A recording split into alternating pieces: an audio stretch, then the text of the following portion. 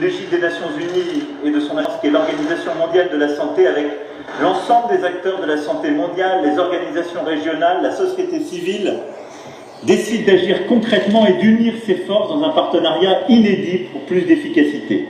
Et vous l'avez dit, avoir autour de la table à la fois l'Organisation mondiale de la santé qui en assurera la coordination, mais CEPI, Gavi, le Fonds mondial, Unitaid, Wellcome Trust, la Banque mondiale, la Fondation Bill et Melinda Gates, les acteurs du secteur privé pharmaceutique, les chefs d'État et de gouvernement ici rassemblés, est inédit.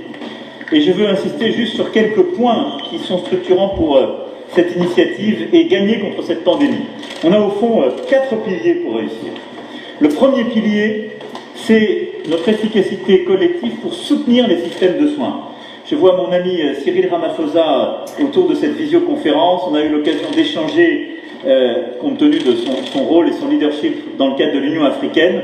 Si on veut gagner contre ce virus, on doit soutenir tous les systèmes, et en particulier les systèmes primaires de soins, pour lutter contre toutes les pandémies, et en particulier le Covid-19.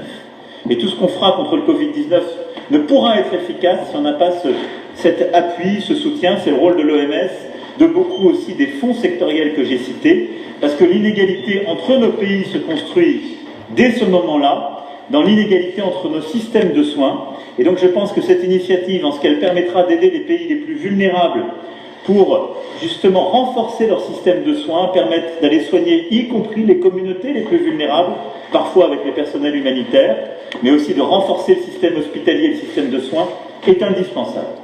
Le deuxième pilier de notre initiative, ce sont les tests, le diagnostic. L'OMS l'a dit depuis plusieurs semaines, on a tous ce défi dans nos pays qui est évidemment de développer les systèmes de tests.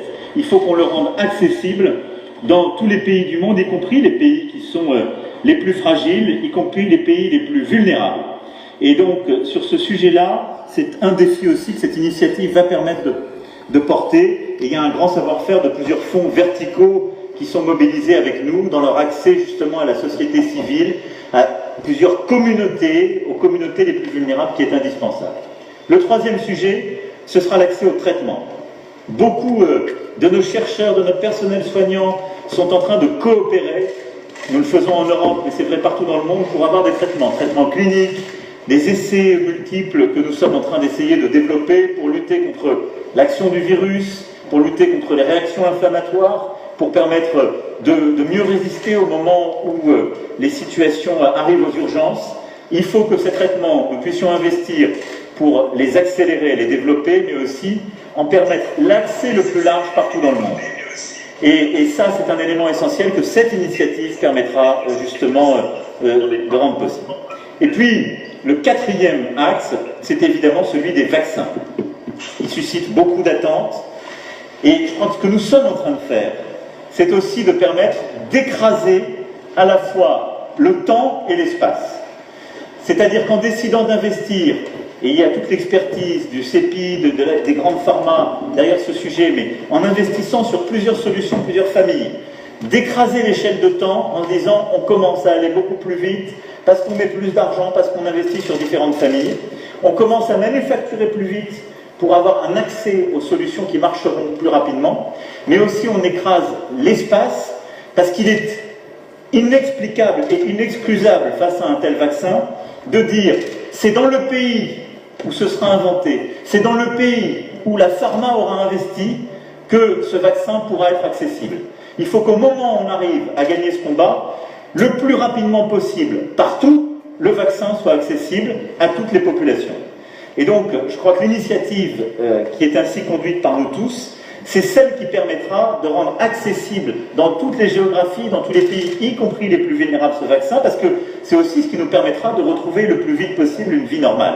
Les scientifiques sont ceux qui nous diront beaucoup mieux que moi la bonne échelle de temps. On a envie de bousculer toutes les frontières. On sait que c'est très dur de le faire avant 12-18 mois, on m'avait dit au début. Certains m'ont dit maintenant, peut-être d'ici la fin de l'année, on y arrivera. Je veux croire aux solutions les plus volontaristes. Plus on se mobilisera, plus on sera unis, plus on arrivera à mettre tout l'argent public et privé mobilisable, mieux on y arrivera.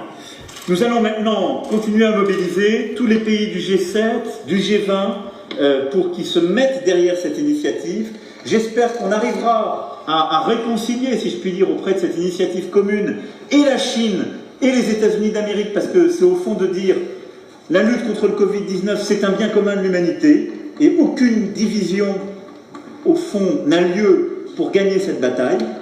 Et ce que je voudrais enfin retenir, c'est deux choses. On a un rendez-vous le 4 mai prochain autour de l'Union européenne autour maintenant de ce plan d'action très clair où tout le monde est uni, lever l'argent. Et je voudrais que cette méthode, on arrive collectivement à la garder en tête pour les autres pandémies, pour beaucoup d'autres luttes qu'on a à mener. Ce qu'on est en train de faire maintenant, il faut le réussir, montrer au monde que c'est possible quand on se met tous ensemble et qu'on unit nos forces. Et je rêve qu'ensuite on arrive à avoir une telle énergie, une telle unité aussi vite pour lutter encore plus efficacement contre la tuberculose, le paludisme, le VIH et aussi beaucoup d'autres pandémies qui peut-être ont touché beaucoup plus que d'autres les pays les plus vulnérables, mais qui justifient d'aller encore plus fort, plus loin, tous ensemble. Donc merci Dr Tedros de nous réunir.